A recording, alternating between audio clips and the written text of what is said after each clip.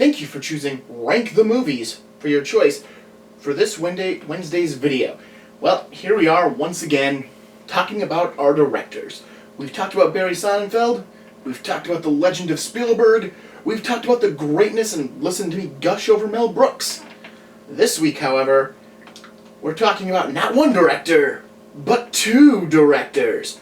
And that is, wrong button, Joel and Ethan Cohen, the Cohen Brothers. These guys have made a plethora of films, and I'm going to look at 11 of them and tell you what I think about these 11.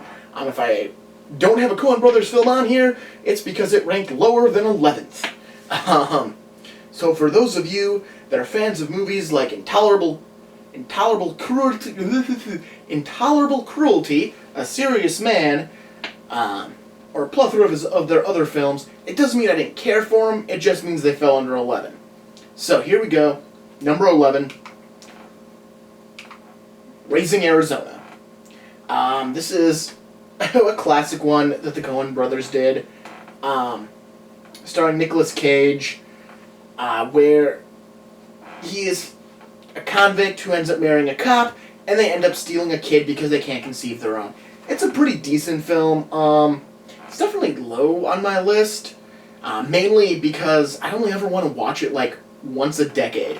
It's not one that makes me go, I gotta watch it again. It's got some really interesting moments. John Goodman is great in this movie, as he is in almost all of the Coen Brothers films that he gets to be in. But it's just not one that makes me want to keep grabbing at it. It's not one I personally own, just because it never interested me that much. But it is a good movie. It does have its definite points as to why you should want to watch it. Next up, we have Burn After Reading. This is a weird movie, and I keep wanting to watch it just to discover something and maybe appreciate this movie more than I do. I think I want to like this movie more than I do. I think this movie shouldn't be on this list, but then there's a part of me saying, no, this movie's good. So I think I'm just waiting for that moment when that part of me that knows this movie is good and has something special behind it pops out, and then I'll know what it means. Until then, I'm just in a constant debate over if this movie is good or if this movie is crap. You have John Malkovich, who plays, I believe it's a CIA agent, who loses some information. He gets cut from his job, he kind of goes crazy, and leaves what is some information behind in a gym bag that is found by Frances McDormand and Brad Pitt, who then try to use that information to gain themselves some money so they can get out of the situations they're in. You also have Tilda Swanson and George Clooney, who I believe play a married couple in this movie, and George Clooney is trying to invent a new invention that's just interesting, to say the least. It's a movie you gotta watch. It's hard to describe some of these Coen Brother films because of what they do and what they're trying to achieve. Like I said, I can never distinguish whether Burn After Reading is a good movie or an absolute piece of crap. But I'm gonna keep trying to figure that one out, and because of that, it made this list just so I could talk about it. Alright, next up, we have the Ladykillers. This is definitely one of the weirder Joel and Ethan Cohen movies. Not because of what the movie is about, just because you don't look at this movie and go, oh, that's the Coen Brothers. I think A Serious Man also has that problem, that you don't realize what it is when you look at it on the onset. They're not old enough movies where maybe you didn't know who the Coen Brothers were when they made it, but they're definitely not that typical kind, which is fine. Directors should be allowed to make different types of movies, and not always the same type. I think some just get typecast into making one type of movie, and then that's just what you expect.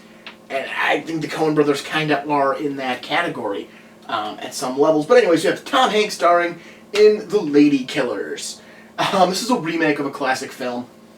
Basically, you have a group of robbers who their leader, played by Tom Hanks, rents a room in a woman's house. And he says, we're going to use the basement to rehearse his band. His band consists of his fellow robbers who are digging a tunnel from the woman's basement to a casino ship that's located just off the coast. Their idea is to rob the casino ship through the tunnel as an escape route, and then blow the tunnel and get away from it. This movie, the part that interests me the most, and I like the most about this movie, is really what happens after they have pulled off the robbery. And there's kind of a debate over the old woman figures out what they've done because they blow up the hole and she hears it. And they're trying to figure out what to do with her, and there's some backstabbing among the group, and they slowly die off one at a time, and they all fall into the same garbage scow as it's pulling under a bridge on various nights.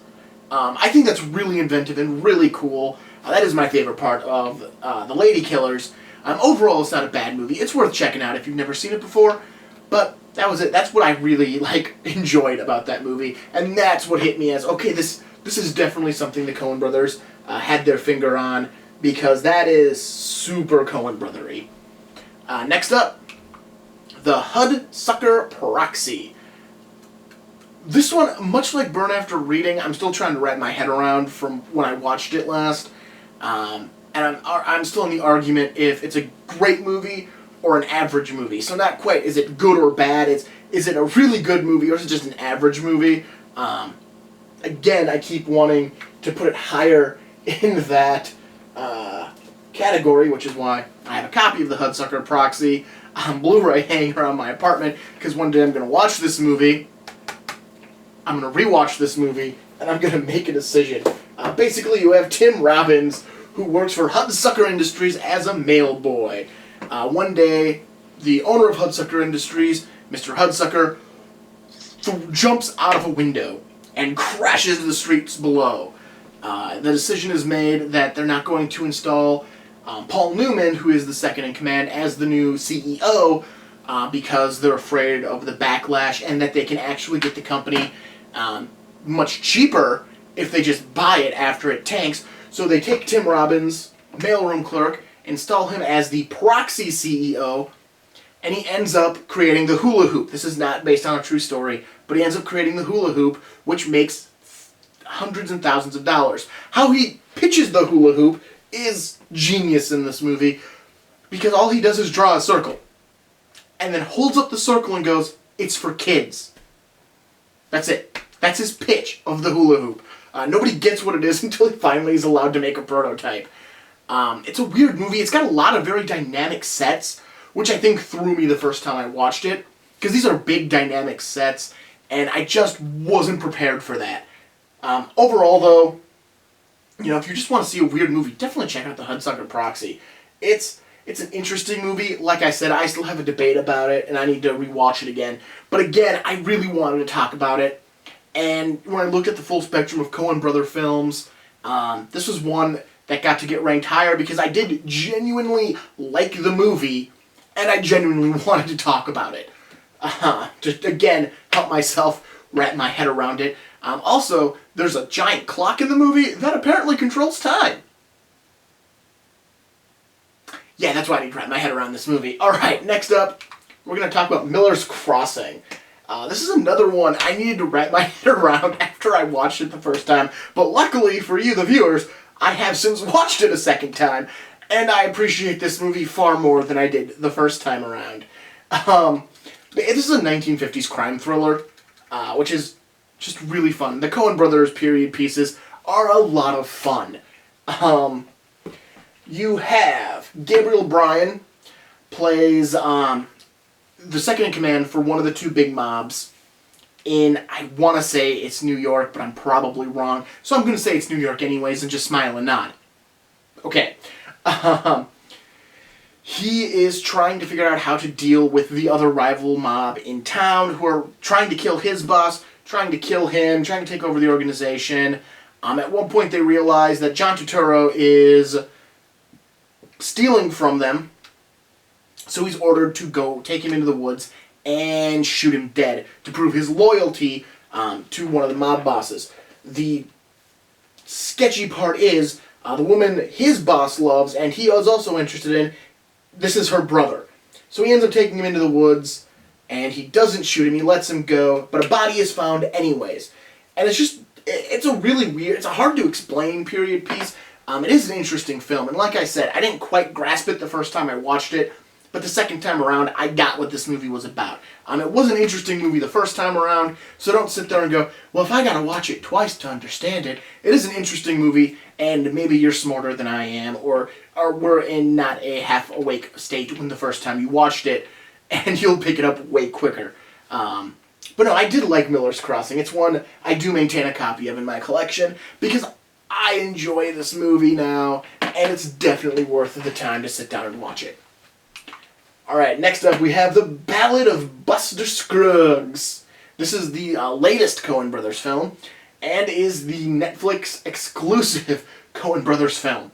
Meaning, I can't watch it anymore, because I don't have a Netflix account.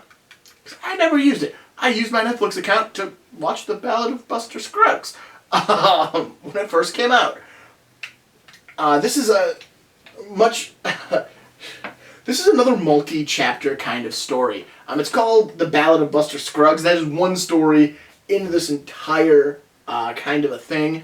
Most of the stories are really interesting. I think the last story kind of is dull, especially in comparison. One of the strongest stories is definitely The Ballad of Buster Scruggs. These are old westy kind of stories about outlaws and lawmen. James Franco, there's a meme based off of this movie now where it's James Franco in a noose looking at someone going first time.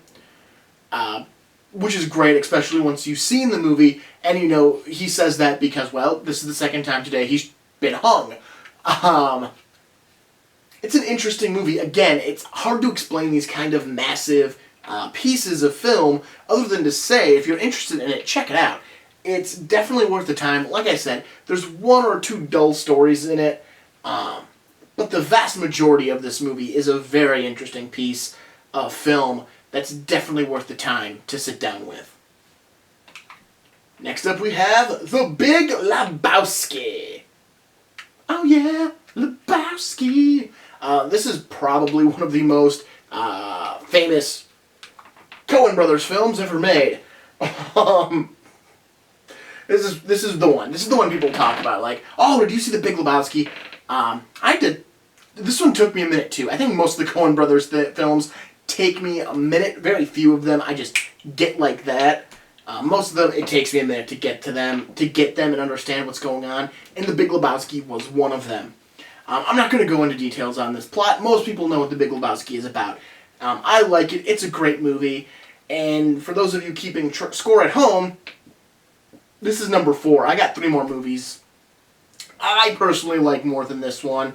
Though again, I get it why people love this movie and would have put this movie higher on personal lists.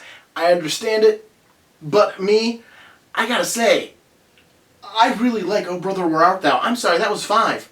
I skipped a movie. I missed one. I forgot one. That was 5. This is 4. It's Oh Brother, Where Art Thou? This one I pretty much got. This is one of those movies I understood what was going on, and I enjoyed it so much. You've got 3 guys in a chain gang who break out and go on the run. They form a folk singing group called the Soggy Bottom Boys, which basically gets them out of trouble. They're trying to assist George Clooney's character in getting to a buried treasure, where you find out there is no buried treasure. He's just trying to get his wife back before she remarries somebody else. It's a great movie. It is such a fun movie.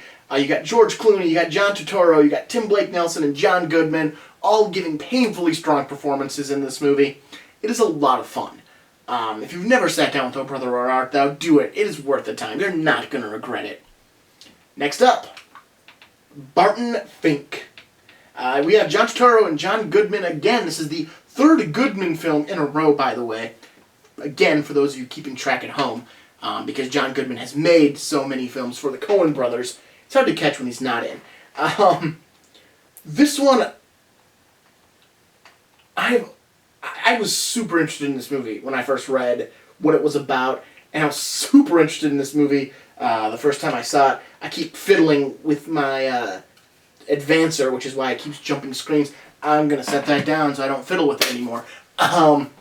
Basically, you have Barton Fink, played by John Turturro. He is a playwright who gets talked into writing a screenplay in Hollywood. He is given the assignment of writing a wrestling picture. And he's just he's one of those people when he first shows up, he is oohed and awed over by management and quickly forgotten as he's trying to figure out how to write a wrestling picture. How do you write a great wrestling picture? He has a roommate in the hotel he's staying at, played by John Goodman, who kind of represents, not to spoil the movie, but you'll have to watch the movie to see what he kind of represents. He does represent something, but he's a traveling salesman, John Goodman, and he's just, and this is the hotel he stays at, and he kind of befriends Barton and gives him advice on his adventure through Los Angeles and dealing with being a playwright. Again, this is a high-concept film, so it's hard to explain those, but it's super good. I've always enjoyed Barton Fink, and if you've never checked this one out, definitely do it. It is worth the time. It is a great movie. Next up, we have Fargo. I hated Fargo the first time I watched it. Yeah, I hated this movie the first time I watched it, and now it's number 2 on my list. It's grown on me a lot over the years, and with repeated watching. I got into the Fargo TV show off of FX, which made me want to rewatch the movie, and now I've rewatched the movie a couple of times. Basically, either when I really want to rewatch the series but just don't have that type of time commitment, or when I'm rewatching the series and I just feel like watching the movie just to keep it going. So what do we got here? We have a car salesman, played by William H. Macy, who pays 2 hoodlums, one of which is played by Steve Buscemi, to go out and kidnap his own wife so he can take the ransom money for himself. They do this, but unfortunately along the way, as they're driving the wife to a secluded location, they get stopped by a cop, who they decide to shoot. They then have a pair of motorists drive by as they're trying to get rid of the cop's body, who they also shoot. So now there are 3 corpses, and it's not looking good for our powerhouse pair of convicts, of criminals. Francis McDermott plays the local Bemidji police chief who has to deal with the 3 bodies and try to figure out who killed them. It is a great movie. It is such a fun film. If you've watched this, watch the TV show. The TV show is just as good. It is. It's one that grows on you. Just because you just kind of take the nuances of the dialogue and what's going on. And as I got older, I think I just understood it better. I think age actually made this movie better because I understood what the crap was going on more. Alright, number 1, with a bullet, Hail Caesar. It was in my top 100. So obviously it is my favorite Cohen Brothers film of all time. Me and a friend saw this one in theaters. I loved this movie. This is my favorite movie of 2016. 2016. This is the best movie I saw that year. Second runner-up was Money Monster with George Clooney. Also made the top 100.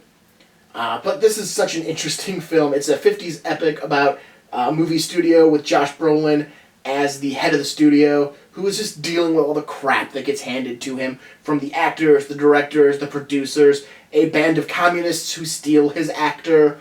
It is a really fun movie. Sit down and watch Hail Caesar. You're going to enjoy it. It's worth the time. It is such a fun film. It is just a really good time. And definitely take the time with Hail Caesar. It's worth it. Now I've rambled a lot now, so I'm just going to move straight into an ending because I don't feel like rambling anymore. Alright, so there it is. My favorite Coen Brothers films. So that brings us to an end of Directors Month. It was a fun, weird ride, and I hope you enjoyed it. I hope you thought I gave some good information and didn't ramble too much, though I doubt the second one is true. Alright, next month we don't really have a theme going into it. After doing Franchise Month, I realized there are 2 groups of films I didn't cover, and that is series of films that just have 2 movies in them, and trilogies. So next week I'm going to take a look at my top 11 favorite sequels. Well, no, it's not sequels.